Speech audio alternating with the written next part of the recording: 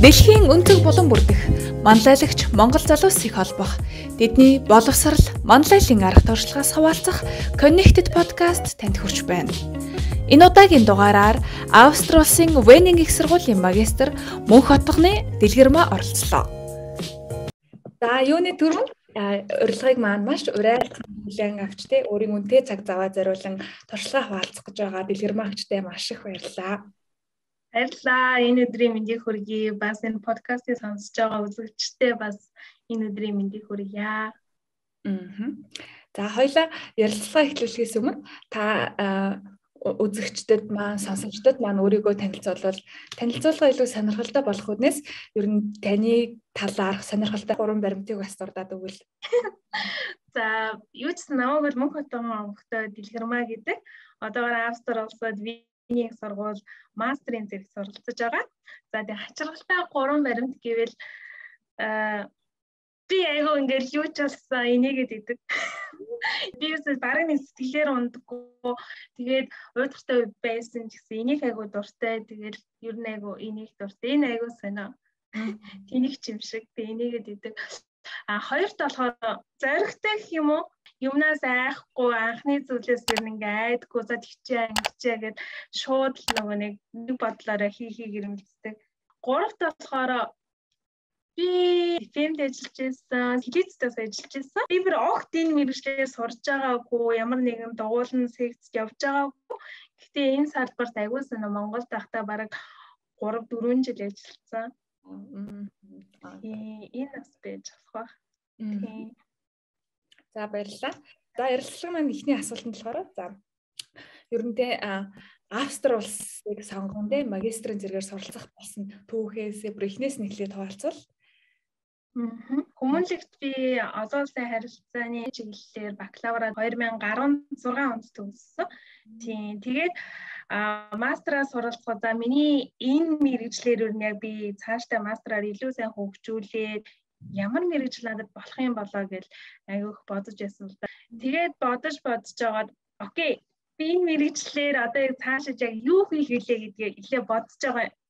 За би ер нь энэ мэргэжлэр яаж ажиллах вүлээ? Би чи ийм мэргэжлэр төгсчихтэй гэх. Тэмүүт угаасаа ингээд манай мэргэжлийн хамгийн гол утга нь ерөнхийдөө жоон дипломат албаар явах байдаг. За цаашдаа ингээд олон улсын ямар нэгэн хөгжлийн ч юм уу эсвэл олон улсын харилцааны тал руугаа явах хөрөх чадвар айгүй ихтэй мэргэжил. За ингээд гадны сургуулиудын мастрын зэргийн энэ чиглэлээр төгсөхэд ямар чиглэлүүд юм гээд дахиад судалж байгаа. За тэгээд судлангууд олон улс хөгжил судлал буюу international development гэдэг мэргэжил байгаа. За энийн дотроо юу судалт юм бэ гэдээ би дахиад судалж байгаа.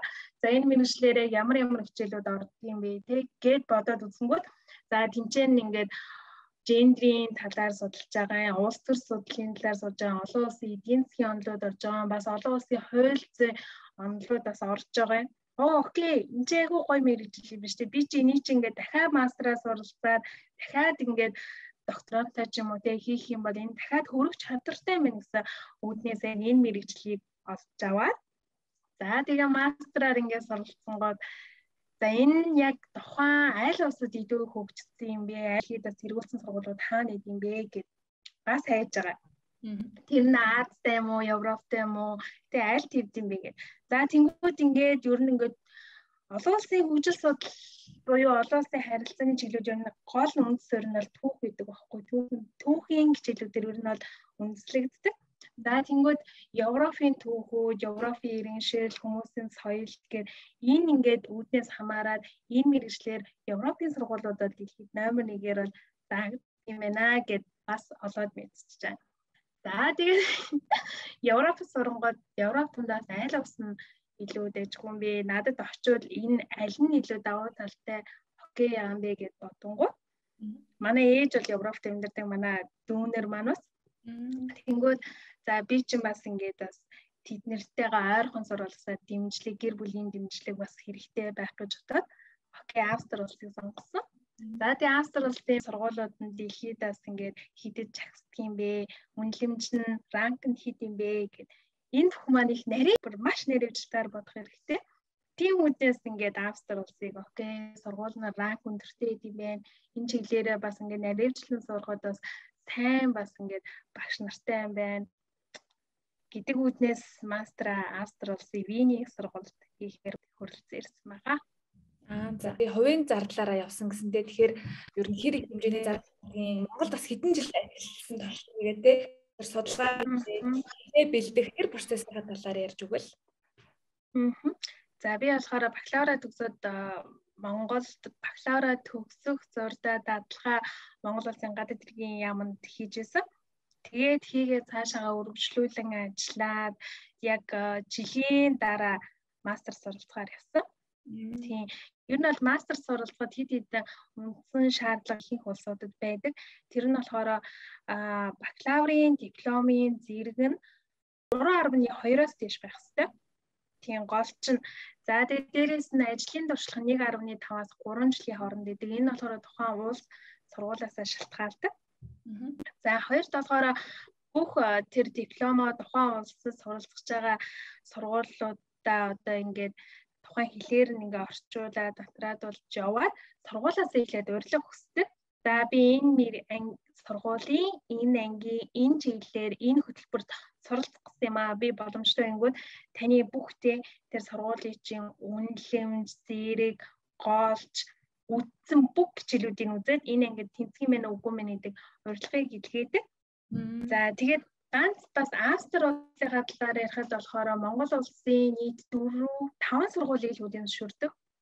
Монгол улсын их сургууль, Батлан хамгаалахын их сургууль, санхүүгийн их сургууль, хүмүүнлэг тэгээд янагах энэ 5 сургуулийг яг хүлэмжшүүлдэг. Одоо айгу гоё болсон байсан Австри руу явхад яг намайг ирдэг үед болохоор Монгол улс Австри элчин сайдын яам бас өргөмжилт консул бас байдгүйсэн. Тэгэхээр заавалгүй Бээжин рүү явдаг байсан. Бээжин рүү яваад тэгээ Бээжинд мэдүүлгээ өгөөд буцаж яваад дахиж тэр нь ингээ окей асуух зүйл байвал дахиад Бээжин рүү явдаг. Би бүр ингээ 4 удаа Бээжин рүү явж байсан. Тэгээд зарим ингээл бүтэн сар хүлээн заримдаа 7-3 хоног хүлээн дахиад ингээл асуудал үүсдэг. Айгуу төвөгтэй байсан. Одоо болохоор Австри улсын өргөмжлөлт консул Монгол улсад саяхан жилийн өмнө болсон юм шиг лээ. Арай жилч хүрээгүй ч магадгүй би тгийж сонссон. Тэгэхээр одоо Австри улсыг зорихгүй сурж байгаа хүмүүс болохоор Монгол улсаас өргөдлөө бичиг баримттай бүрдүүлээд тийм визээ мэдүүлж болно гэсэн үг. Энэ болохоор үнэхээр давуу тал. Тийм. Тэгээ бас сургуулиуд маань бас өөрчлөлт орсон Австрийн сургуулиудад яг одоо өөрчлөлт ороод нэг жил хагас болж байна. Өмнө нь болохоор ямар ч хэлгүй сургуультай өргөдөл гаргаж болдог гэсэн хэлний төвшөнгөө герман, англи хэлний төвшин хамаагүй. Одоо болохоор герман хэлний А2-ын төвшөнтэй байж ич сургуультай өргөдөл гаргах боломжтой болсон. Тэгээ А2-ын төвшин нь болохоор яг олон улсад хүлээмжшүүлэгдсэн герман хэлний одоо юу гэдэг Гёте ч юм уу эсвэл яг тэр сертификат нь олон улсад хүлээмжшүүлэгдсэн сертификатын үндсэн дээрээс виз мэдүүлэх алхам нэгддэг болсон. Хоёрт болохоор ирээд хэлний курс суудаг суун. За хэлний курс суухдаа C1-ийн төвшин хүртэл суун. Тэгээд аман болон бичгийн шалгалт өгнө. За тэгээд дахиад нэг өөрчлөлт орсон юм нь юу вэ гэхээр урд нь бас жил хагасны өмнө аман бичгийн шалгалтын тэр шалгалтаа өгчөөд их сургуультай орчдөг байсан юм. Тэгсэн чинь одоо дахиж тэр шалгалтыг өгчөөд их сургуультай ороод дахиад тэрийг баттгаж шалгалт өгдөг болсон. Боломж хангараад байгаа гэсэн үг. Тийм байна. Та тэр нөгөө сургуультай холбогдоход агентлагаар дамжуулж холбогдож ирсэн үү эсвэл хувийн шугамар холбогдсон уу? Хувийн шугамар холбогдсон. Гэхдээ бичиг баримт авах тал дээр болохоор тухайн үед би ажил хийжсэн болохоор өөрөө ингээ байн бэж явах шаард айгу төвөгтэй байсан зарим үед. Тэгэхээр би өөрөө нөгөө нэг байгууллагууд эзний бичиг баримт авч мавж явдаг. Тийм тэднэр бичиг баримтаа патратаар баталгаажуулаад тэгээд өгч байгаа. Окей. Одоо яг нөгөө Австрид суралцах талаар ярил л да тий. Тэр нь одоо ихтэй сургуулиуд нь та түрүүнд дурдсан юутай төлбөртэй байдаг тий. Ер нь хувийн шугамар гаргаад ингээд явж хахад ер нь одоо санхүүгийн хувьд хэр хүнд тасдаг вэ? Очоод ажиллангаа төлж болдог уу? Болдог байгаа шүү. Би хэдий ингээд нөгөө нэг манай гэр бүлийн байдаг гэсэн манай ээж би болохоор Австри Австралийн яг энэ төвд амьдардаг байхгүй Винд нь. Манай ээж болохоор жоохон зайд өөр хотод амьдардаг. Тэгээ би оюутны байранд байдаг. Тэгээ яг цэвэр ерөнхийдөө өөрөө ингээд ажиллаа хийгээд өөрөө сургалтын санхүүгээ зохицуулдаг. Тэгтээ үнэхэрийн бүр ингээд танк болсон үед бол ар гэрийн туслалцаас аавна л та. Тэгээд ингэдгийн Австри улсын ганц онцлог нь гэх юм бол одоо Германд одоо сурах байгаа ч юм уу одоо хамгийн ойрын жишээ бол яг Германтай нэг одоо культур нэг байгаа байхгүй юу? Ингээ бүх юмыг харьцуулахад Германы их сургуулиудын ганц онцлог нь юм бол хэдий сургууль нь өнгөөч гэсэн тухайн тэр санхүүгээ ингээ баталгаажуулж байгаа юм нь Deutsche Bank гэж байдаг Германы банк. Тэр банк нь наснасаа шалтгаалаад 12,000 евро болон түүнээс дээш евро яг тухайн тэр сураад дуусах хүртлээр тэр мөнгийг бол хөдлөхгүйгээр ингээ байршуулж боддоор. За Австри улсын ганцаас Германаас давуу тал нь юу вэ гэхээр хичнээн ингээ сургалтын төлбөртэй ч гэсэн бас банкнд мөнгө байршуулах хэрэгтэй. За тэр мөнгө нь бол бодтой байх алба байдаггүй. Оруулаад гаргачих болдог. Яг тэр баталгаажуулалтаа хийхдээ за би ийм мөнгөтэй маа гэд үзүүлчээ дараа нь окей бүх юм асуудал болгоод тэр мөнгөө өөрөө авчиж болдог. Тэгэхээр сургуультай тэмцчихэд тэгээд тэр мөнгөө буцаагаад авчиж болно гэсэн юм шүү дээ. Сургуультай тэмцээгүй байсан ч гэсэн гол нь виз гараад асуудалгүй болсон тохиолдолд тэр мөнгөө авчиж болно. Тэр нь бол айгуу давуу талтай. Тэгээд Австри улсын сургуулиудын сургалтын төлбөрийн хувьд их юм бол нэг семестрийн 800 евро байдаг. Жилд 2 семестр ихээр 1600 евро болно. Кредитийн тав хамаарахгүйгээр ер нь юм тогтсон байдаг уу? Тийм. Тэгээд урд нь болохоор ийм байсан гэсэн. Одоо ингээд намайг гэхээс 3-4 жилийн өмнө Монгол улсын ерөнхийлөгч элбэг дөрж байх үед сургалтын төлбөр энэ дэх оюутнууд болохоор сарын 350 евро эсвэл 400 евро төлдөг гэсэн семестрийн.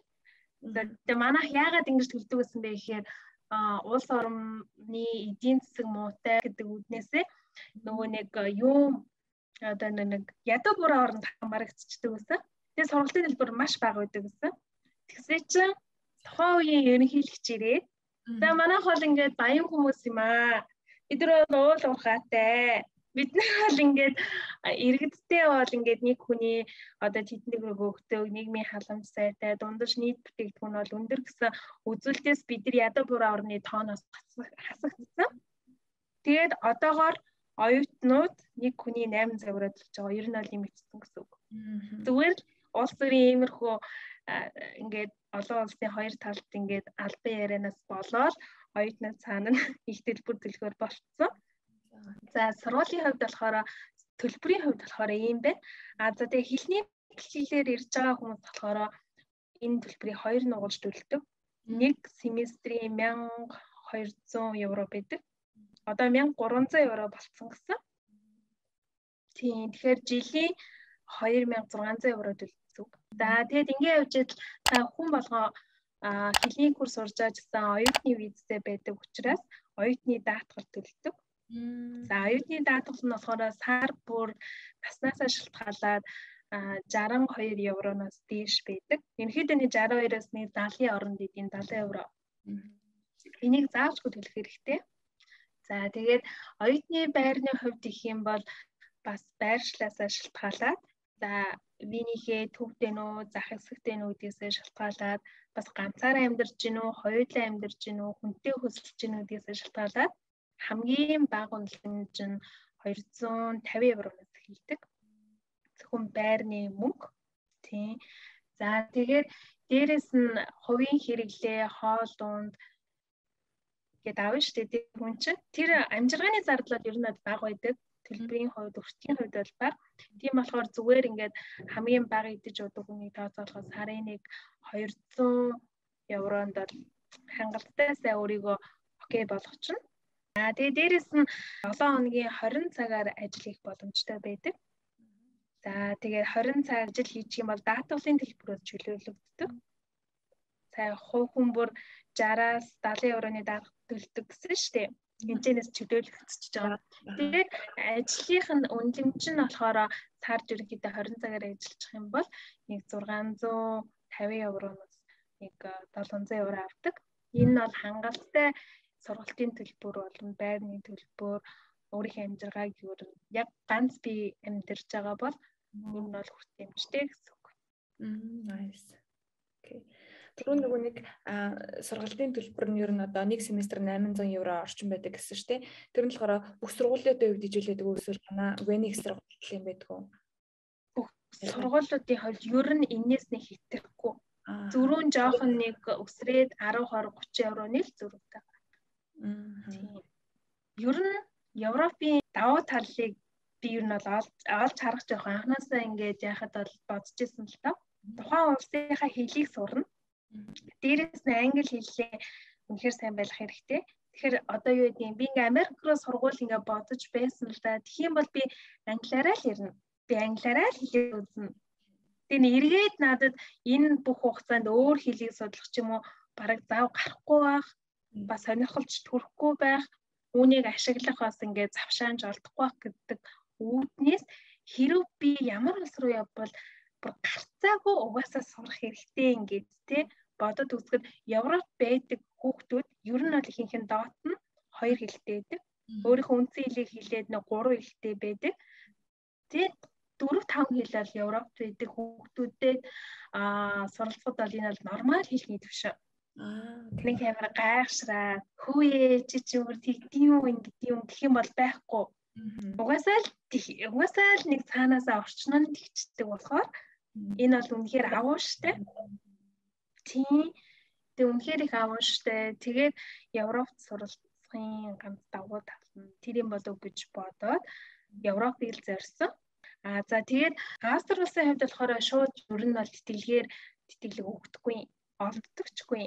Тийм. Тэгээд ер нь тэхэндээ шууд хувийн зардлаараа ирнэ. Харин сургуулийнхаа үндсэн ангийн оюутан болсон тохиолдолд мастер болон түүнээс дээш зэрэгтэй ах юм бол сургуулиас нь өгдөг тийм тэтгэлгүүд байдаг. За миний хувьд болохоор би эхний жилдээ мастрынхаа хөтөлбөрийн тэтгэлэгт хамрагдаад сургалтын төлбөр бол төлөвлөж исэн. Тийм. Тэгээ хоёр дахь жилдээ болохоор манай Австри улсад Монгол улсын элчин сайдын яам байдаг. Тэнцэнээс жил болгон ганц оюутнуудад бас сургалтын нэг семестрийн төлбөрийг 100% даах нэг тийм одоо тэтгэлэг байдаг. Австри улсад суралцж байгаа бүх оюутнууд оролцож болно. Ганц Вин гэлтгүй. Тэнцэнээс нэг л оюутныг сонгоод нэг семестрийн бүх төлбөрийг 100% даадаг элчингээс хоёр дахь жилдээ тэрэнд тэнцэжсэн. Тэгээд нэг оюутан болоод Монгол улсын элчин сайдын яамнаас нэг семестрийн сургалтын төлбөр төлөвлөж ирсэн. Тийм байна. Окей. Одоо 3 дахь жил нь шүү дээ. Таны 2.5 дахь жил лөө. Тийм, одоо 2 дахь жил. Тийм, мастрын хөтөлбөр болохоор манай Виний сургуулийн мастрын хөтөлбөр 2.5-аас 3 жилээр сураад төгсөх хугацаатай байдаг. Тэгээ миний хувьд болохоор одоо 1 жил гарan 2 жилийн дотор дуусгах гад явж байгаа. Тэгээ энэ жилдээ бараг төгсчих байх. Тийм. Тэгээд одоо диплом ажлаа бичээд хийгээд ер нь бол сүүлийн жил явж байна. Окей, нот шал нэг юм асуучихв. Та нөгөө ихний яг явах очих хүртлэх зардлаа өөрөөсөө гаргасан гэдэг шүү дээ. Одоо хэлний онооны шалгалт авах, тэ виз бүх юм хөөцөлдөх, тэ очоод сургуультай одоо тэнцээд тэ яг үндсэн ангитай мастрынхаа үндсэндээ орох хүртлэх зардлаа өөрөө гаргасан, тэ тэтгэлэг авах хүртлэх та өөрөөсөө хэрэг мөнгө гаргасан. Одоо нөгөө нэг Монголоос энд ирэх хүртлээ эсвэл зөвхөн энд ирээд мастер суралцах хүртлээ юу? Ер нь Монголоос тэр чинь тэгэхээр зөндөө их мөнгө олно л та. Ер нь бол ойролцоогоор яг боддоор гаргасан мөнгө нь гэх юм бол за би жоохон бодоод байгаа. Монголоос ингээд одоо би чинь 3-4 удаа Бээжин дээр жишээлбэл очиж явж исэн гэж байгаа шүү дээ. Энэ нь л ерөөсөө ингээд 4-5 сая төгрөг болчихж байгаа. Төгрөгөөр хэлэх юм бол за тэгээд нөгөө нэг хэлний курстэй сураад ингээд тэгэхээр саяны хэлний курс нь 1200 евро гэхээр монголоор бараг бас 3 сая төгрөг багхгүй юу? Тийм. Тэгэхээр би нэг 6 сар сурсан гэхээр чинь нэг за Тэнийг 10 саяар бодцоход дахиад 15 6 сая.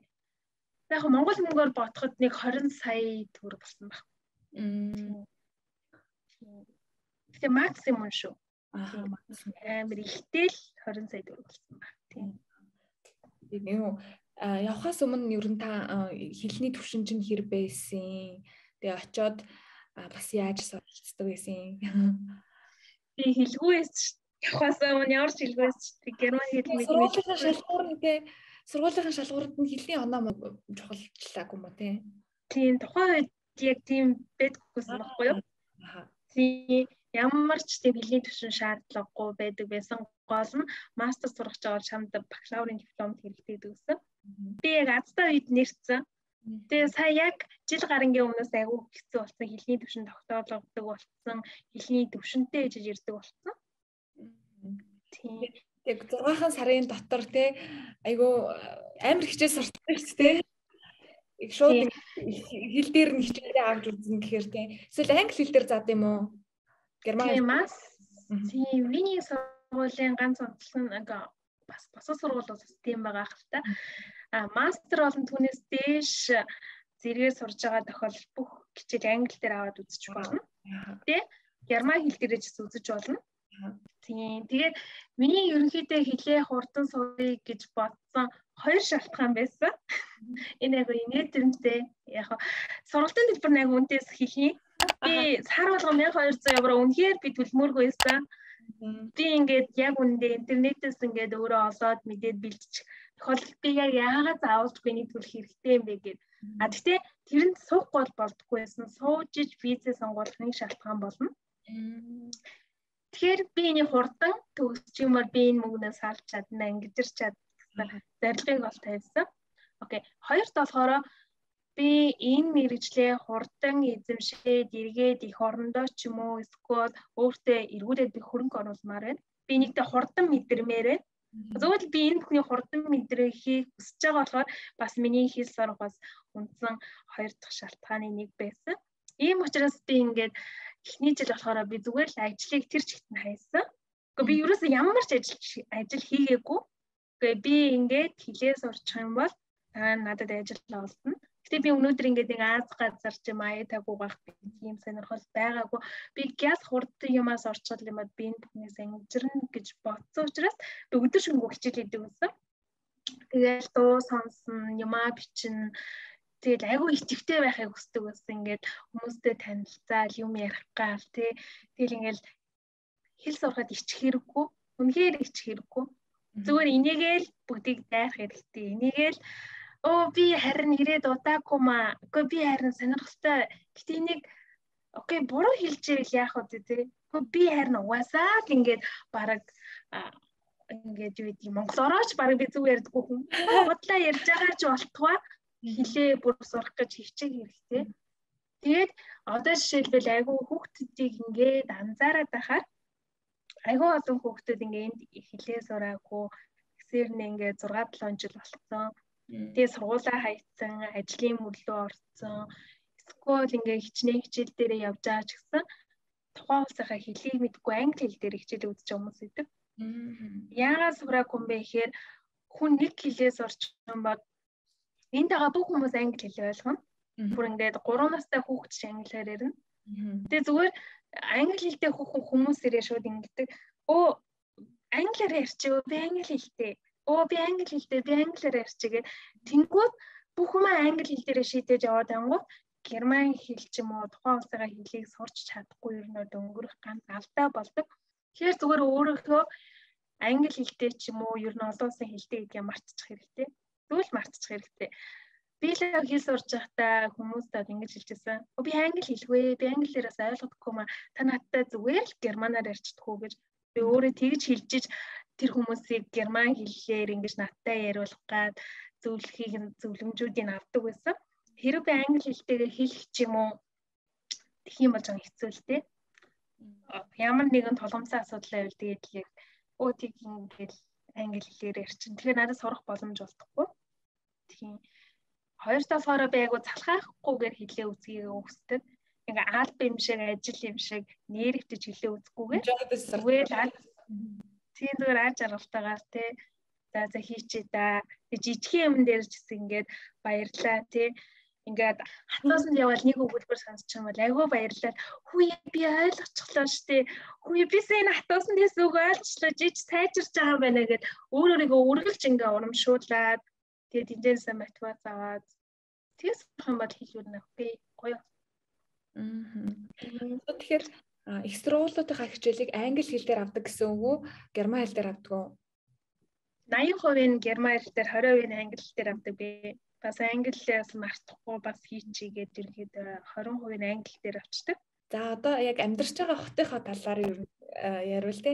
Та бас айгүй олон хотуудаар Европын улсуудаар ажилласан байлээ. Ер нь бусад нэг баруун Европын улсуудаар харьцуулахад Австри улсын ер нь ялгаа нь юу юм те. Одоо хамгийн гоё авууштай зүйл нь бас юу юм? Энэ талаар хуваалцвал. Австри улс болохоор айгүй төвийн сагсан улс. Энэгээрээ Европ дундаа бүр үнэхээр алдартай. Нийт төвийн сагсан. Хоёрт болохоор олон улсын байгууллагуудын төвүүд нь Австри улсад айгүй байдаг. Бидний мэдхээр нэгдсэн үндэсний байгууллага Нүбийн төв байр энд бас байдаг. Нийт одоо 3 оронд байгаа шүү дээ. Тэр Нүбийн үндсэн байр. Тэрний нэг нь Австри улсын Вийн хотод байдаг. Тэгээд бас далаад гарцгүй орон хэрнээ Европын хамгийн одоо нэг аялагч ихтэй улсуудын нийт ордог хүн маш багатай Австри улс нийт 8 сая гаруй хүн амтай. Тэнцэнэс тэгтээ айгүй олон жимээс ногоо юу гэдэг өөрийн нэрийн бүтээгдэхүүн маш ихтэй. Тэднийг ингээд бүр ингээд Европ дундаа болон бусад улсуудаа айгүй их ингээд гоо таниулчихсан. Тэгээ бас аюулгүй байдал хүн амьдрахад хамгийн таатай орчинтай улсаар дэлхийн одоо номер 1 улсаар дэлхийд 3 удаа жагсчихсан Австри улс. Тэр аюулгүй хүн амьдрах таатай орчинд энд нь яг юу ороод байна вэ гэхээр одоо нийгмийн халамж, даатгал, за бас ингээ гэмт хэрэг ямар нэгэн халдлагад одоо өртдөггүй, хууль бус наймаа явуулдаггүй гэдгээрээ одоо дэлхийд номер 1 хүн амьдрахад хамгийн аюулгүй тайван улс юм а гэдэг орж исэн. Тэрүүгээр үнэхээр онцлог. За тэгээд 3-т болохоор Австри улс хэдий германаар ярьдаг ч гэсэн бүс бүсээрээ өөрөөр герман хэлний акцентээр ярьдаг. Энэгээр яг онцлог. Жишээлбэл одоо ингээл өөр улсуудаар ингээл явхад яг л акцент нэг байдаггүй. Одоо би Францд ингээд очиход Францын бүр хойд мужи руу бүр уулд идэх хүмүүс рүү насцсан ч Франц айлгаараа л ярьдаг. За Австри улсын хувьд гэх юм бол би энэчнээс нэг за бүр уулд хавьд амьдардаг Тирол ч юм уу Инсбург гэдэг ийм хотод очих юм бол шал өөр айлгатай герман хэлээр ярьдаг. Ер нь бол би ойлгохгүй гэсэн үг. Ер нь бол хэлээ масаа авч үлдсэн бол түүгээрээ жисэн бүр бахархдаг. Өөрсдөө үндэснийхээ язгуур ашгийг бол үнэхээр сайн дээддэг. Тэрийг бусдад таниулж чаддаг. Тэрүүгээр үнэхээр онцлог. Европ донд хамгийн жижиг тооцогддог улсуудын нэг байхгүй Австри улс бол газар нутгийн хувьд, хүн амынхаа хувьд, эдийн засгийн байдлын хувьд гэхдээ үнэхээр Европын бараг Швейцар гэж нэрлэгдэж болдог. Австри улс үнэхээр тэрүүгээр онцлог. Окей, Вен хот те ер нь оюутнуудын гадны иргэд амьдрахад хэр ээлтэй хот бай те одоо амьдрах өртгийн хувьд те ажлын олдцын хувьд би ээлтэй гэж боддог шүү. Тийм халамж маш сайн, үйлчлэгээ маш сайн, ялгарлан гадуурхал нэг их байдаггүй. Бусад Европын улсуудыг бодох юм бол яагаад Азад их хятад солонгосчууд айгүй их. Тийм монголчууд нэг их биш. Гэхдээ яг төвөр гэлтгүү захаараа монголчууд айгүй байдаг. 30 болон түүнээс дээш гарсан 40 гаруй насны хүмүүс айгүй их байдаг. За яг төвдөө ихэвчлэн яг ингээд 20-20-оос 30 насны хооронд яг оюутны статустай хүмүүс айгүй их байдаг. Гэхдээ бусад одоо Аз орны хүмүүстэй харьцуулах юм бол монгол хүмүүс яг Австрид гэдэг монгол хүмүүс айгүй цөөхөн. Одоо юу гэдэг Герман дахь монголчууд, Франц дахь монголчууд, Бельги дахь монголчууд, Чех дахь монголчуудад маш их. Энд бол яг оюутны статустай хүмүүс айгүй их байдаг. Статус нь ер нь бол оюутан. Тийм ихэвчлэн яг сурах зорилготой хүмүүс ирсэн. яагаад Австри улсын ялгуулсан гадуур үзэл нь багтай юм бэ гэх юм бол Австри улс өөрөө хүн ам багтай учраас ер нь бол ингээд одоо яг цэвэр Австри хүн бараг байхгүй болсон юм. Дандаа ингээд цус хайлтцсан. Аль нэг өөр үндэстэнтэй суугаад өөр хүүхэд гаргацсан. Ер нь бол цус хайлтцсан байгаа. Тэгээд олон улсын иргэд айгүйх байдаг. Ер нь бол бүх юм айгүй тийм интернэшнл болсон гэсэн үг.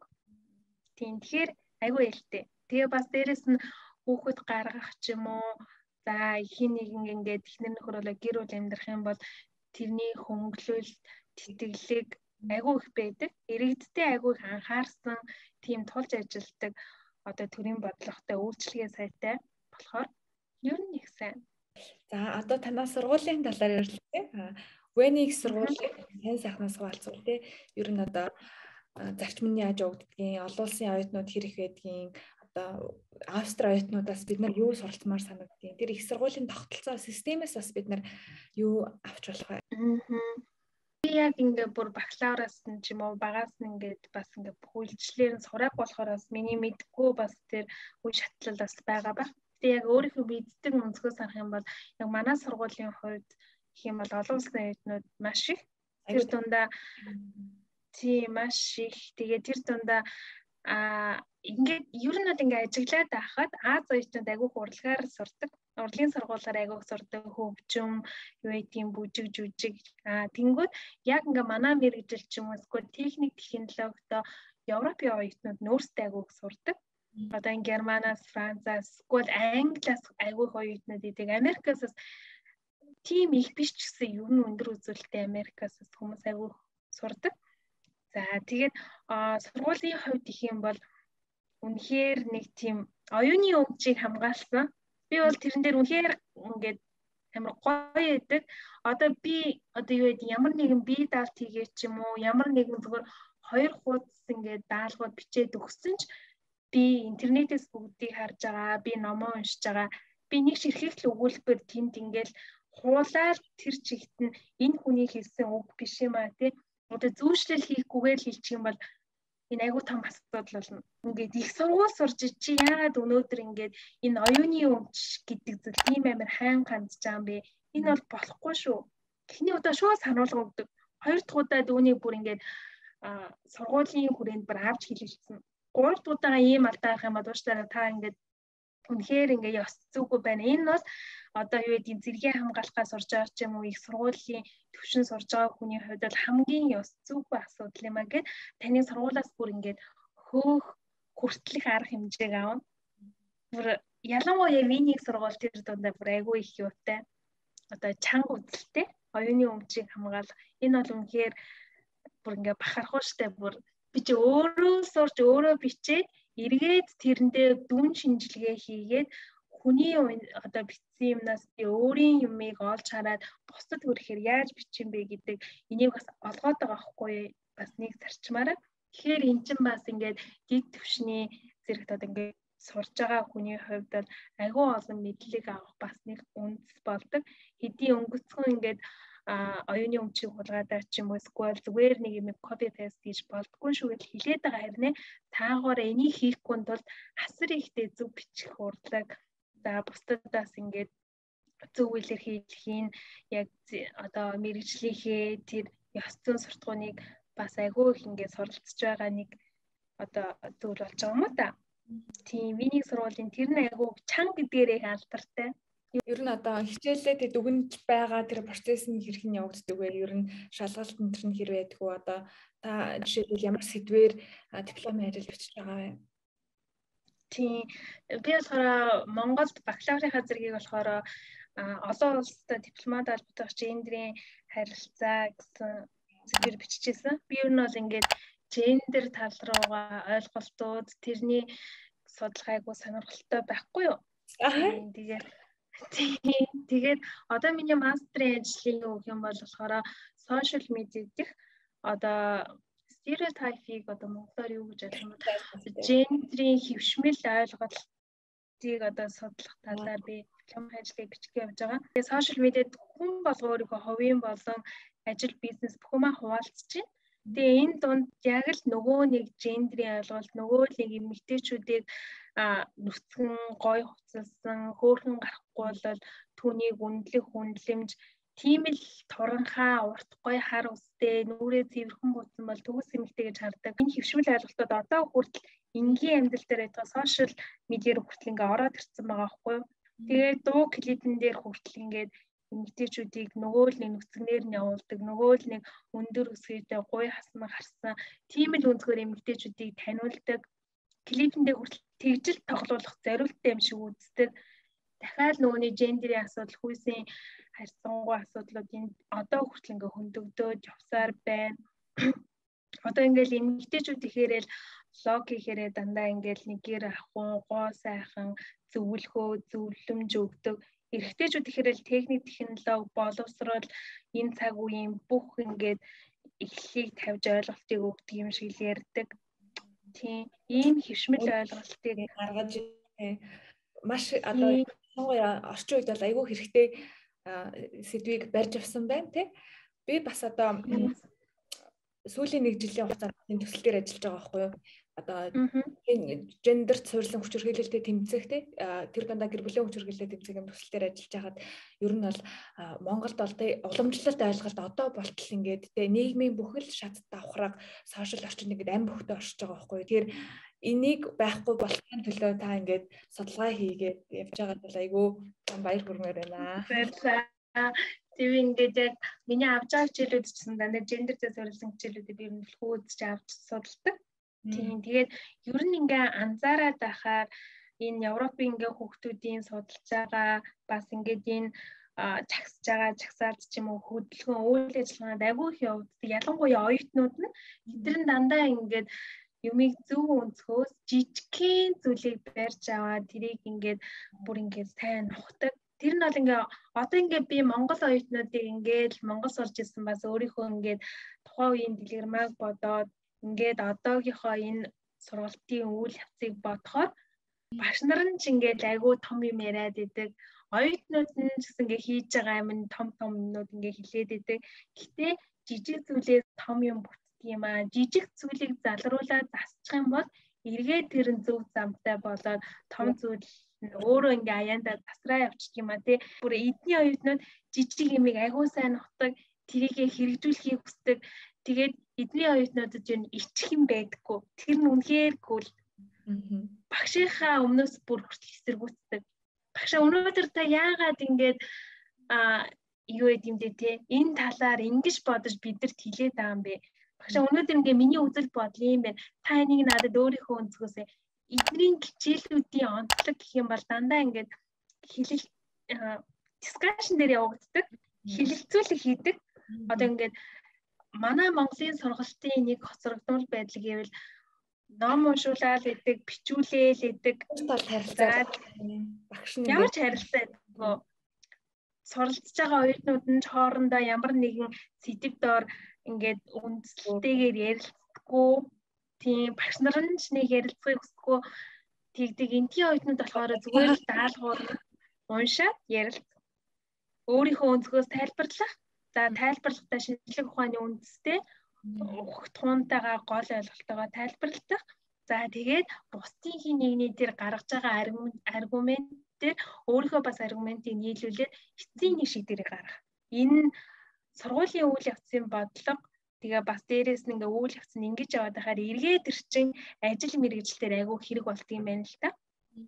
Зөв ярилцаж чаддаг ярилцсны үндсэн дээр дүн шинжилгээн дээр авч үзээ нэг гол аргумент дээр одоо ажиллах үйл явцын чиглэлийг бол тодорхойлж чаддаг гол юм болдог. Тэр нь үнэхээр сайн юм да тий. Тэгээд сайн боловсон хүчнүүд бас гаргаж чаддаг юм уу тэр утгаараа?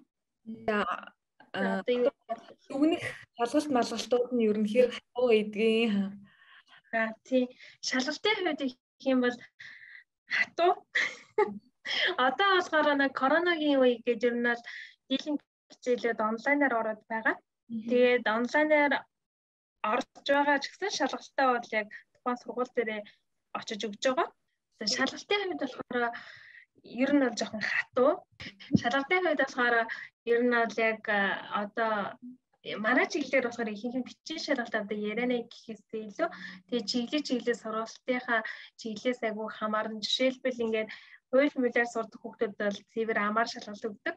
Манайх болохоор ихэнх хичээлүүд нь бичгийн шалгалт өгдөг.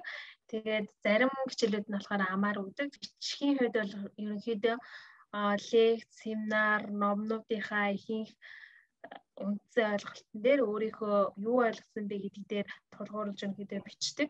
За бичихтэй тэгээд бас ингээд яг өөрөө бичсэн байна уу? Хэнийг нь бас ингээд чиржлээд мэдлээд хулгай хэрэгээр бичсэн байна уу гэдгийг шалах үүднээс бүх шалгалтын материалуудыг одоо plagiarism гэж хэлдэг. Тэрний шалгалтын програмаар бол оруулдаг.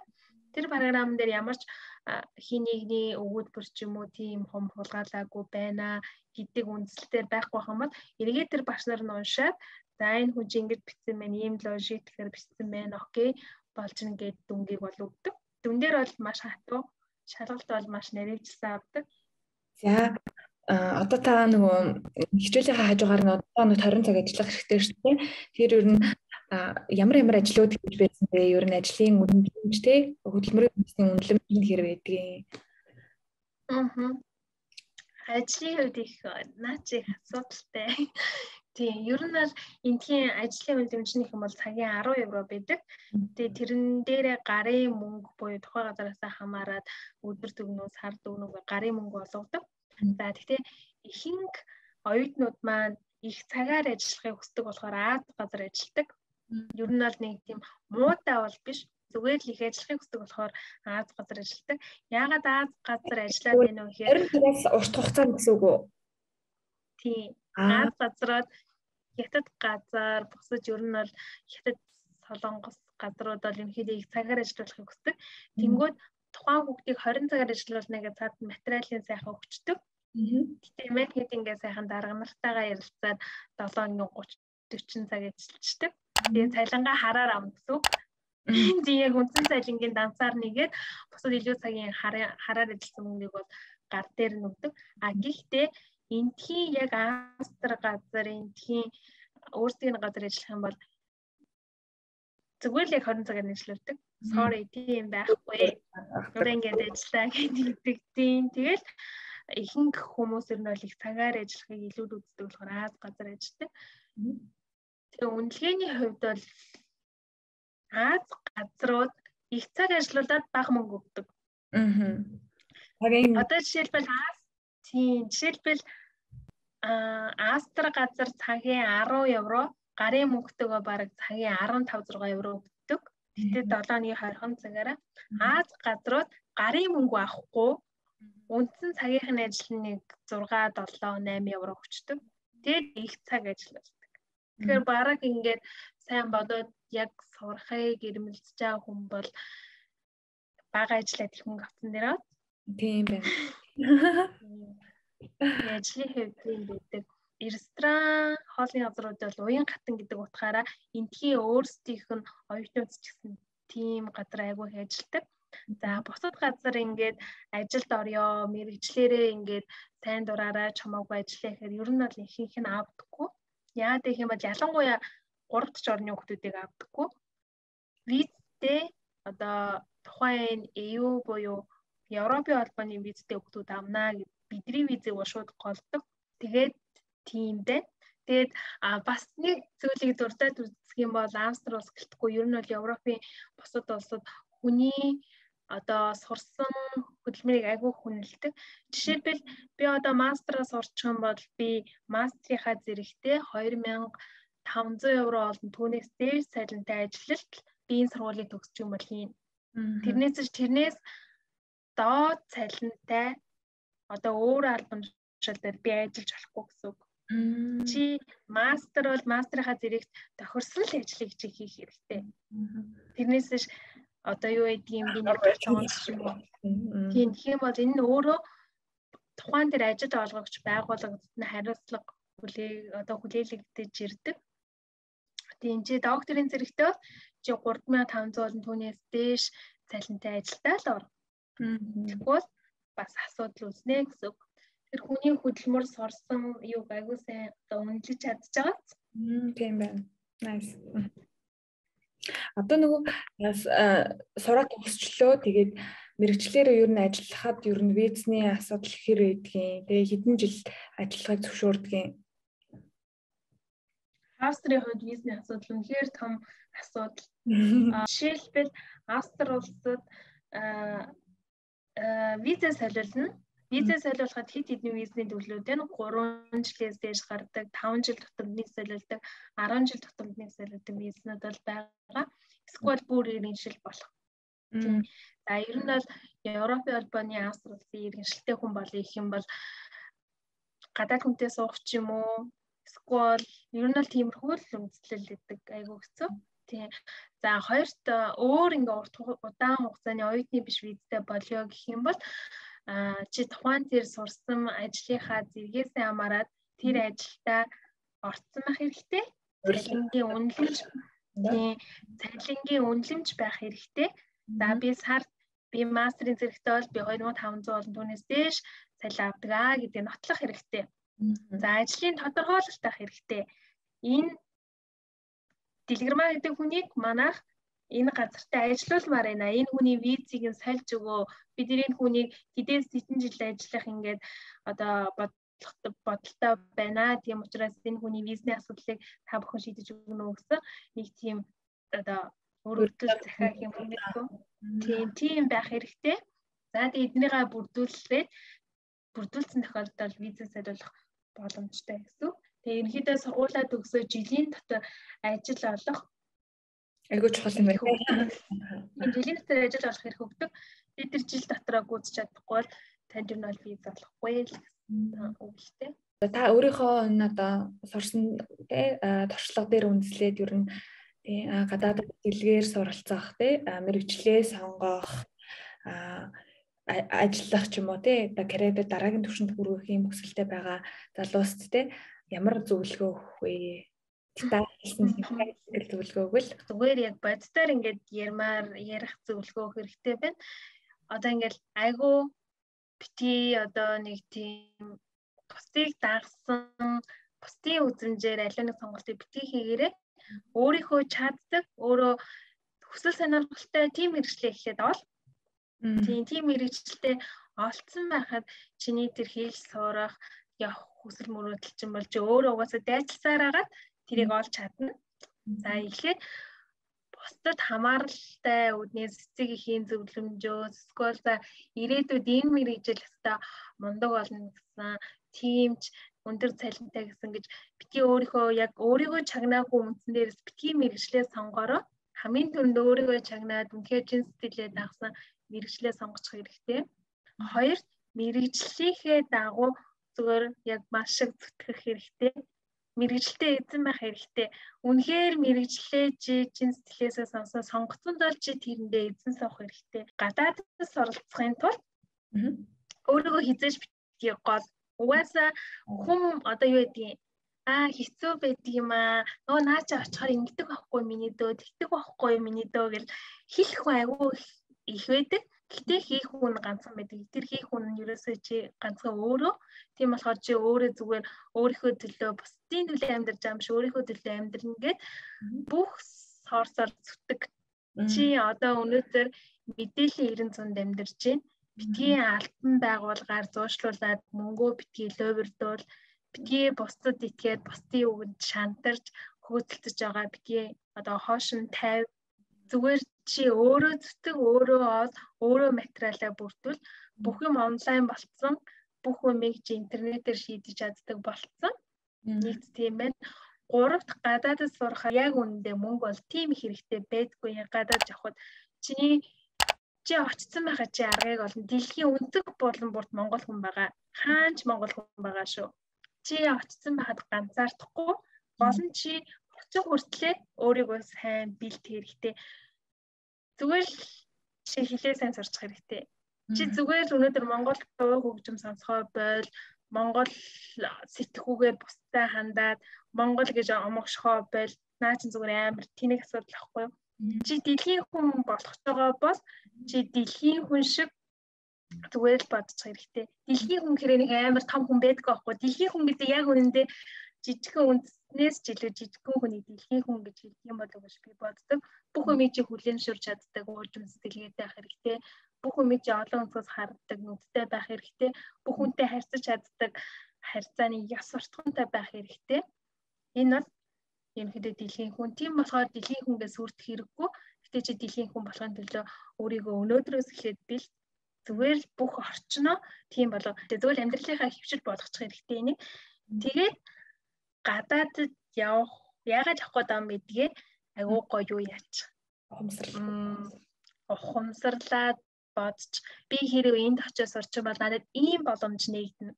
Би явахгүй л өнөөдөр энийг авч тэр боломжоо мэдж байгаа хүн зүтгэж чаддаг. Тийм. Тэгээ битгий шантраарай, битгий хойшин суугаад сүр дээрээ, битгий хин нэгний үгэнд итгээрээ, өөртөө эзэн байгаад өөрөө хичээд тийм бол чи мөнгөгүй байсан ч чиг явж чадна. Чи хэлгүй байсан ч тэнд очиод гэхдээ сайн байж чадна. Хэл чухал гэсэн хэлнээс битгий сүр дээрээ. Хэл бол зүгээр л хэрэглээ. Гэхдээ яг үнэндээ тийм зүгээр л зүтгэл гэж хэлнэ. Тэгээ гол нь битгий сайн байх хэрэгтэй. Тийм. Окей, маш гоё урам зориг өгсөнд баярлалаа. Одоо нэг таагаан болохоор та сурахыг хажуурын маш богино хугацаанд тий одоо анхан шатны герман хэлгүй байж байгаа тэнд очиод ингээд хилээ маш богино хугацаанд сурчиж байгаа. Дээрээс нь бүр академик төвшөнд тэр хилээ ашиглаад ингээд тий мастерхаа хичээлүүдээ авчиж байгаа. Хажуугаар нь бас тий өнгөлөг гээд та бүхэн subscribe хийгээрэй. Ийм тий болоо тий ер нь амьдарч байгаа орчин сургуулаад ер нь ингээд танилцуулдаг ийм айгуу гоё блог хийж байгаа. Энэ одоо бас ажилтдаг тий энэ бүгдийг яаж манаж хийж тий одоо аль алийг орхигдуулахгүйгээр ингээд to the fullest амьдраад байгаа юм бэ тий яаж энэ management тий ер нь яаж энэ сахлах баттай зарчимч байж чаддаг вэ энэ одоо нөө хаваа хаваалцвал яг хоо миний үндсэн дээрээс би зүгээр л баг унтдаг. Зүгээр л ганц өгүүлбэрээр хэлэх юм бол ерөөсөө л энэ баг унтдаг цаг нь одоо ингэдэг байхгүй юу? Нэг зүйл дээр хүн ингээд толгуурлаад ажиллаад байх юм бол үр бүтээл нэг гардаггүй яг үнэндээ. Би ингээд одоо надад ингээд хичээл маш их байдаг. Би ингээд өглөө ажлаа сонгохын хувьд ингэж хэрэгтэй. Ажлаа би болохоор 7-ны 2 өдөр хийдэг. Нэг өдөр ажилтаа би өглөө 9-өөс оройн 10 хүртэл ажилладаг. За энэ бол 7 нэг. Тийм би бүтэн ингээ 11-2 цаг ажилладаг. Гэхдээ бусад 5 өдөр биш үү те. Бусад 5 өдрийнх нь би 3 өдөрт нь хичээлтэй байдаг. Хичээл маань болохоор өглөө 9-өөс оройн 8 хүртэл ордог. Ингээд бүтэнтэй бүх юм маань ингээ бүтэн цагаар гэхдээ ажилтаа өдөрч байсан, хичээлтэй өдөрч байсан цаана нь 9-өөс 12 цаг хүртэл бүтэн 4 цаг байгаад 4 цаг гэдэг бол амар урт хугацаа. Зүгээр би 2 цагт нь зүгээр би ингээ уцаа унтраагаад юу ч харахгүй би зүгээр л хичээлээ төвлөрөөл хийчдэг. Газ уншаал газ хийгээд 2 цагийн дотор төвлөрнө гэдэг бол өөрөө айгүй урт богинохан юм шиг хэрнээ айгүй урт юм хийж бүтээж чадхаар цаг байхгүй юу? Тэр бүхнээс ангижраад тэрэндээ газ уншаал хийгээл хийх хэрэгтэй. За үлдсэн дахиад 2 цаг үлдчихэж байгаа. За энэ дээр ерөөсөө ингээд чи яг ном уншчих хэрэгтэй. Чи газ уцмуцаа гүйлгээд юу болоод байгаа юм тий интернет юу юм. Тэдрээс сайхан харчих хэрэгтэй. Зөв тархиас сэргээ амар гоо сэргээ тэр хөгжмөө сонсноо яануу идэж ууно өөр чинь зүгээр 2 цаг хийж зүгээр амар гоё өнгөрөөч хэрэгтэй. Хүн яг унтах төгтөө штэ. Ингээл нэгээс 2 цагийн хооронд би бол ихэвчлэн 3 өнгөрөөгөө унтдаг байхгүй юу? 4 болгоод унтдаг. Вау. Шөнийн 3. Тийм, шөнийн 3 өнгөрөөгөө дандаа унтдаг. Ер нь бол 4 болгоод өглөөний дандаа нэг тий 11-ээс одоо 3 моров ч юм уу яг нэг шинжлэх ухаанаар тэгж яриад дээ штэ. Тэр үед ингээд одоо хүн хамгийн нартай нойр авах хэрэгтэй гэдэг ч юм уу. Таны яг тийм физиологийн цаг чинь тэнтэй яг уйлддаггүй юу? Уйлддаггүй шүү. Уйлддаггүй. Тэгээд тийм үү. Тийм тэгээд ерөнхийдөө 1-ээс 2 цаг хүртэл би ингээд миний хийдэг бичлэгүүд ихэвчлэн ингээ анзаараад их юм дандаа шүн хийгддэг бичлэгүүд. Би дандаа яг шүн хийждэг. Тийм шүнийг яа гэх юм бол ингээ шүн ингээ бүх юм намж юм болцдог байхгүй юу? Тэгээд ингээд айгу тийм би ер нь ингээд би өөрийгөө ажиллаад хахад бол би өглөөний хүн биш. Би ингээ шүний хүн байхгүй. Шүн яг ингээ өөр бүтээлтэй юм хийж чаддгийг. Тэгээ шүн ингээ би ерөнхийдөө бичлэгээ хийж бичлэгээ хийн тэгээ дараа нь дийтэл тийм байдгүй байхад би шүн сууж дандаа хичээлээ хийдэг унших юм ба дандаа би шүн уншдаг. За тэгээд хүн надад юу яагаад тэрэн дээр идэг байх юм бол шүн ингэж их нэрвцсэн маань орой унтахаар гэсэн тэднийг ингээ баталгаажуулаад байгаа юм шиг бодогдоод идэг байхгүй юу. Тэгээд өглөө болгон би нэг өнгөрөөгөө зэрэг ерөнхийдөө нэг 5 цаг мангад л унтдаг. 5 цаг бол яг урт удаан хугацаар явбал энэ муу. Гэтэ зүгээр чиний 2 жил явчихад зүгээр ч өгөхгүй. Чиний бие бичлэгч ямар ч тийм хавдар мавдрын шинж үүсэх тийм болохгүй. Чи зүгээр яг зүтгэх үедээ зүгээр 3 цаг унтнаа, 4 цаг унтнаа, 5 цаг унтнаа хамаагүй. Чи зүгээр л нэг хэдэн жил нэг тийм нойртой зүтгэж хэрэгтэй. Өөрийгөө таньчих хэрэгтэй. Тэгээ таньсныхаа дараа өөртөө анаад ингээд өөрийнхөө өдрийн төлөвлөгөө хийх юмнуудаа хийж хэрэгтэй. Би бол дасгал хийдэг хүн бол биш аахгүй юу? Дасгал хийгээл тэнд амьсгалын дасгал хийгээл йог мог хийгээл хичээл хийхээс өмнө амьсгаа авч маваад суудаг хүн бол биш аахгүй. Миний зүгээр өдрийн дасгал юу гэх юм бол би зүгээр ихцхэн суудаг. Би зүгээр л ихцхэн суудаг. Энэ бол миний хамгийн ингээд дасгал болдог. Яа тэгвэл миний бүх би тэгшгэн байна. Тэгшгэн байх юм бол би зүг амьсгалж чадна. Бас миний бие ингээд айгуу чанга байна. Дараа нь ингээд хичээл хийгээд дуусаад нуруугаа судлаад бүгдийсох ямар гоё мэдрэмж вэ? Би яг гүүгээд ирсэн юм шиг гэхдээ мэдрэмж авсан. Зүгээр л өөрийнхөө онцлог тааруулаад гоё явах хэрэгтэй. Өөрийнхөө үр бүтээлтэй цагаа юу яачих хэрэгтэй? Мэдчих хэрэгтэй.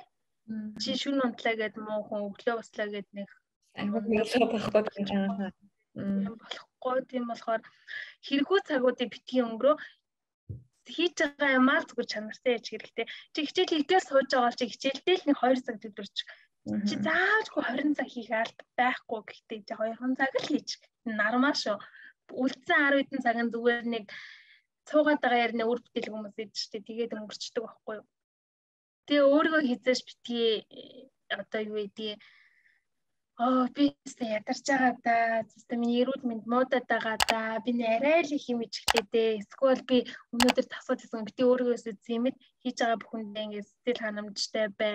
Хүн их юм хийх тусмаа ер нь бол цаг гардаг байхгүй юу. Тэгээ ер нь бол хүн юм хийхгүй байх тусмаа л цаг нь бүр амждаггүй байхгүй айгуу санаа. Тийм болохоор зүгээр цагийг битгий тоо. Зүгээр хийгээл. Өдөрөөний шөнөөнө хамаагүй. Тэгээ удаан ингэж муу 3-4 цаг унтаж явах юм уу? Тэгээ чи 3-4 жил ингэ явчихад нэгэн зүгээр шүү. Хэрэгтэй үедээ хичээх хэрэгтэй. Тэгж л. Одоо түрүүнийг асууж байгаад нэг зүйл харагдуулсан байна. Одоо жишээлбэл ингээд герман хүмүүс гэх юм бол айгүй зарчимжтэй, харамж, цагандаа маш харамтэй ийм хүмүүс. Яг Австри хүмүүсийн тийм одоо сэтгэлгээний амьдралын хэв маягийн тийм онцлог нь юу вэ? Хандлага ч юм уу те. Суралцмаар. Австри also айгуу тийм юу мэддэг шүү дээ. Хуулиар хэмнэлдэг, хуулиа сайн мэддэг хүмүүс. Түүнийг төлөө шаардлага тавьж чаддаг хүмүүс. Ер нь ингээ анзаараад байхаар юм нэхэж чаддаг хүмүүс. Надад тэр нь ингээ бас өөрсдөө хайрлаж чаддаг хүмүүс. Хүнтэй хэрэлдэхтэй хүртэл ингээд хуулиа ярьж хэрэлддэг гэж боддог. Уушлаараа зүгээр л ингээ энийг хэлдэг зэ. Уушлаараа та энийг хийснийхаа төлөө та ямар хариуцлага хүлээхээ та мэднэ зэ. Зүгээр л ингэж ирдэг хүмүүс. Энэ нь үнэхээр ингээд өөрсдөө хууль чангатай, бодлогоч өндөртэй иргэдэн хуулиа сахтай түүгээ хэрэгжүүлдэг. Тэн дээрээ шаардлага тавьж чаддаг. Би тийм л юм болов гэж боддог. Ер нь ингээд анзаараад байхаар. Окей, сонирхолтой юм тий. За сүүлийн асуулт нь болохоор ер нь таны алсын хараа цаашдын зорилго мөрөөдөл юу вэ? Энийг бидэнтэй хаваалцаач. Хамгийн ойрын зорилго гэх юм бол сургуулаа төгссөн мэргэжлээрээ тийм мастераас олж тэгээд дараа нь нэг жил гарангийн дараа дахиад докторантаа ч юм уу доктороо аль нэг улсад хийнэ гэж үздэг. Гэхдээ ер нь бол Европт хийхгүй гэж бодож байгаа. Одоо арай өөр өнцгөөс Америкт ч юм уу хий гэж бодож байгаа. За тэгээд энэ хугацаанд би Монгол улсад очиод ажиллахыг амар их хүсдэг. Зүгээр яг улсдаа л хөрөнгө оруулах гэж боддог. Гэтэ иргэдийн маань ингээд яг цалин хөлс ингээд баг ингээд айгүй ингээд очихгүй байх үндэслэл их байдаг л да. Үнэхээр би ингээд сурч хөдөлмөрлөөд их юм сурч чадаад намайг үнэлж чадахгүй. Эдэн дөрөвний цалин өгөөл Эсвэл үнэхээр яг байх ёстой алтан байранд нь зүгээр нэг хин нэгний ахтус гэдэг утгаараа шал өөрхөө ороод тийм байдаг гэсэн би Монголдоо очоод тэгээд бас нэг зарчим гэх юм бол би гэр бүлтэй болохыг ерөөсөө яардаггүй. Би өөртөө хөрөнгө оруулаад өөрийгөө илүү сайн боловсруулахыг айгүй хүсдэг. Жишээлбэл яг тэг яг орчин ярьж магадгүй. Гэхдээ ингээд монгол залуустай дахиад нэг хэлэхэд гэр бүл болох гэж битгий яараарай, хайр майр яг ингээд хайр ярингууд хүн амар замаа алдчихдаг байхгүй. Гэхдээ яг үндэ нэг ингээд хүнтэй үерхээ ч юм уу найдалцахаараа хүн сурхаа орчдөг, ажиллаа орчдөг тэр хүнийхээ одоо монголчууд бие бинийгээ эсвэл зөв хайрлаж чадахгүй юм уу? Би сайн мэдэхгүй. Нэг нь ихнэр олчдаг, нөгөөд нь нөхөр олчдаг. Чи миний төлөө хамт байна гэстэйгээр нөгөөнийхөө хүсэл мөрөөдөө байхгүй болгочдаг. Зүгээр ингээ хүүхэдтэй олчдаг. Тэгээд нөгөө нэг хүүхдээ бодонгод өөрийнхөө хүсэл мөрөөдлийг хүүхэдтэй бэлгэлцдэг. Тэгэл жижигхэн зүйлээс төрнөд ингээ эхэлж байгаа. Яг үнэндээ хоёр хүний хайраас хамаагүй юм эхэлж байгаа. Та нар ингээ анзаараад байгаарай. Тийм зүгээр Монголын бараг бодолч гүнзгэрийн бодлоо хоёр хүний хайраас эхэлж байгаа. Ер нь л анзаараад тах тийм байхгүй. Тэгэхээр ялангуяа эмэгтэйчүүд бүр ингээ гуйж сайн боловсралтай бол сайн юм мэддэг бол сайн юм сурсан байхад та өнөөдөр өөрийнхөө эрх ашигын төлөө дуурч чадна, та хийж чадна, та өөр хүүхэдтэй бүр сайн эцэг их болж чадна, та бүр сайн хань болж чадна. Тэгэхээр нэр юм бүү гэлтэхгүй. Залуучууд мэдээ дундаа Монгол байгаа залуус минь бити хайр дурлал өөр хүүхэд гэдэг нэг амар эрс бүдий бодороо үерхэж болно. Гэтэ бити анхаардлаа өөр юмд сатааруулаарай. Бити хүсэл мөрөөдлөө хойш нь орхих хэмжээнд хайртай дуртай нас чинь болоогүй байгаа шүү. Залуучуудаа зүгээр цэцэг өөрийгөө хөгжүүлэхэд гоё болно шүү гэж хэлмээр байна. Окей. За ингээд маш үнэтэй зөвлөгөө, гоё шинэ мэдээллийг хуваалцсан дэлгэр магчтай маш их баярлалаа. Энэ дугаараа би үзэгчтэй, сонсогчтой хүргэнэ хэсгсэн ядан хүлээж байна. Тэгээд цаг гаргасанд маш их баярлалаа. Танд хамгийн сайн сайхныг хүсье. Тийм. Чамд ч гэсэн маш их баярлалаа. Тэгээд чиний бас ингээд сонссон чиний тухай ингээ өөрийнхөө мэрэгчлэр өөртөө бас ингээ хөрөнгө оруулаад тэгээ ганцхан өөртөө болон бусдад бас залуучуудаас ингээ бусдынхаа үгийг бас ингээ хүргэх гой гүүрэн болж байгаадаас баяр хүргэе. Тэгээ битгий шантраарай. Тэгээ динийгаа өргөжлүүлээд өөр бас мундаг хүмүүсээс аруулаад бусдаас ингээ туслах гой гарна болж байгаарэ. Тэгээ мэрэгчлээс алдахгүй энэ чиглэлээр барьж авч байгаа ийм мундаг охиндоос баяр хүргэе. Танилцсандаа бас таатай байна. Нэвтрүүлгийнханаас ингээд зочноор орсондоос баярлжээ. Намайг бас үнэлээд бас ингээд орох урьдлага өгсөндөөс ингээд баяртай байна. За өдрөг сайхан өнгөрүүлээрэй. Баярлалаа. За баяртай.